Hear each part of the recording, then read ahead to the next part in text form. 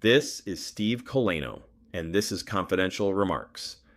For generations, homeownership has functioned as the primary engine for building wealth in America.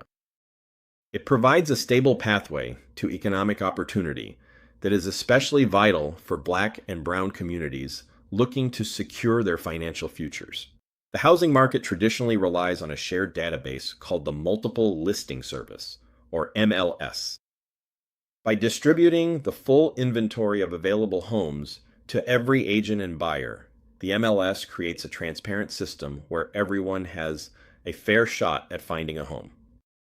High inflation and historically low housing supply are currently putting severe strain on that pathway.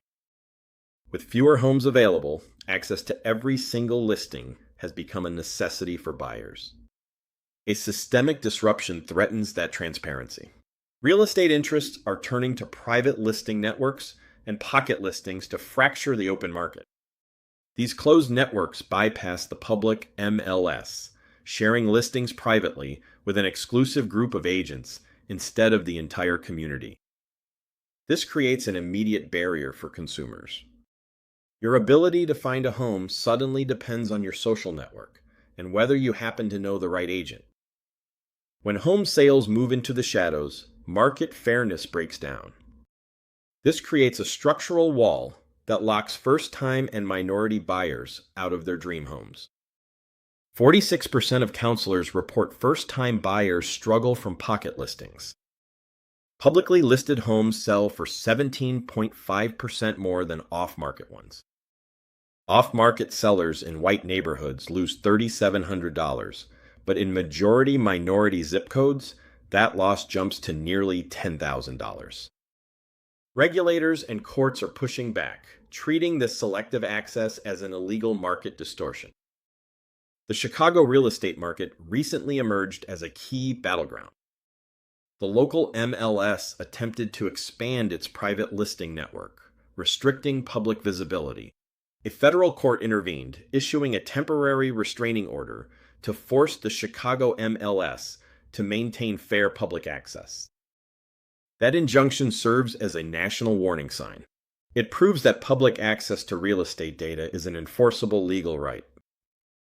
While federal courts provide temporary stops, state legislatures are building permanent legal guardrails to protect public listings. Washington and Connecticut enacted protections. Now, lawmakers in New York and Illinois are pushing similar bills. Illinois House Bill 4964 provides a clear blueprint for how a state can mandate market transparency. The core mechanic is a strict timeline requiring residential listings to be publicly marketed online within 1 calendar day. A seller can only bypass this if they sign a formal opt-out form. These legislative mechanics flip the real estate market's default setting. Public access is no longer a fallback option. It is the legally mandated rule.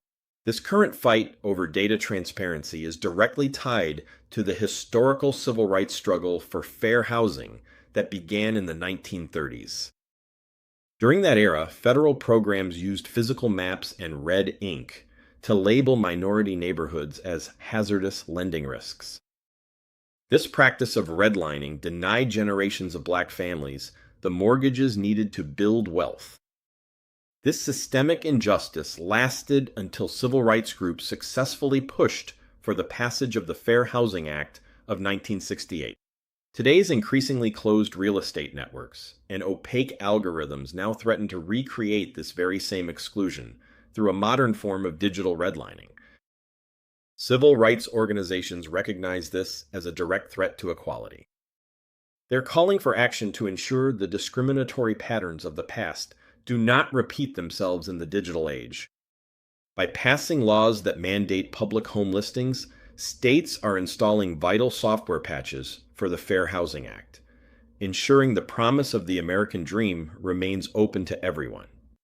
This has been Confidential Remarks.